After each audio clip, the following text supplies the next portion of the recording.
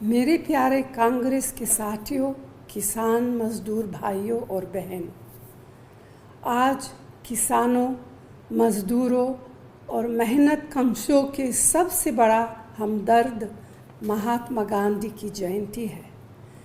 गांधी जी कहते थे कि भारत की आत्मा भारत के गांव, खेत और खलिहान में बसती है।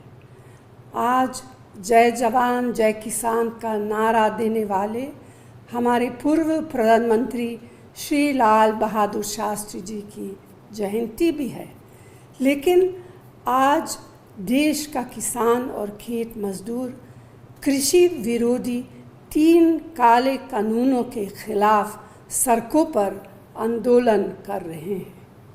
अपना खून पसीना देकर देश के लिए अनाज उगाने वाले अन्नदाता किसान को मोदी सरकार खून के आंसू रुला रही है। कोरोना महामारी के दौरान हम सब ने सरकार से मांग की थी कि हर ज़रूरतमंद देशवासी को मुफ्त में अनाज मिलना चाहिए। तो क्या हमारे किसान भाइयों के बगैर यह संभव था कि हम करोड़ों लोगों के लिए 2 वक्त के भोजन का प्रबंध कर सकते थे?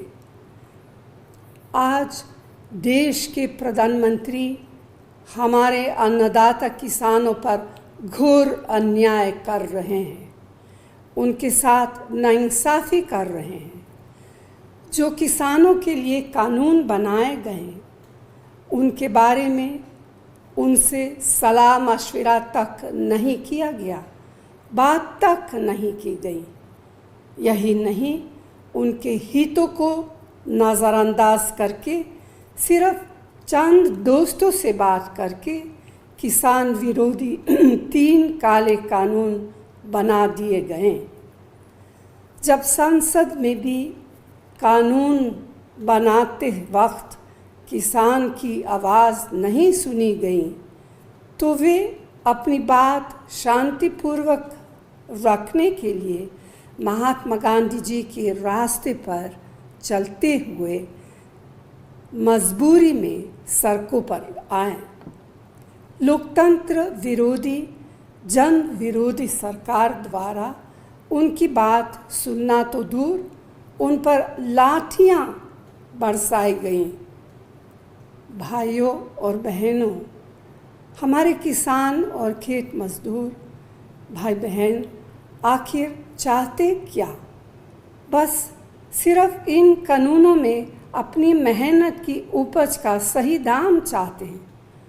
यह उनका बुनियादी अधिकार है।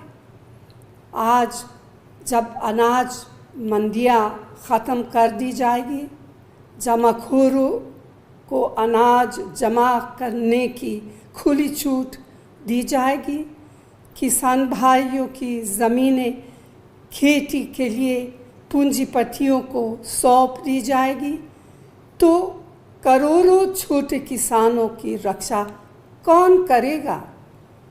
किसानों के साथ ही खेत मजदूरों और बटाईदारों का भविष्य जुड़ा है।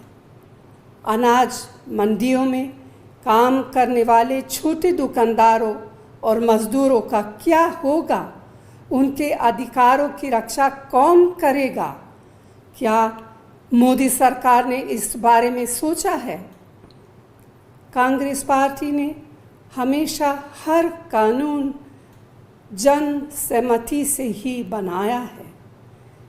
कानून बनाने से पहले लोगों के हितों को सबसे ऊपर रखा है। लोकतंत्र के मायने भी यही है कि देश के हर निर्णय में देशवासियों की सहमति हो। लेकिन क्या मोदी सरकार इसे मानती है?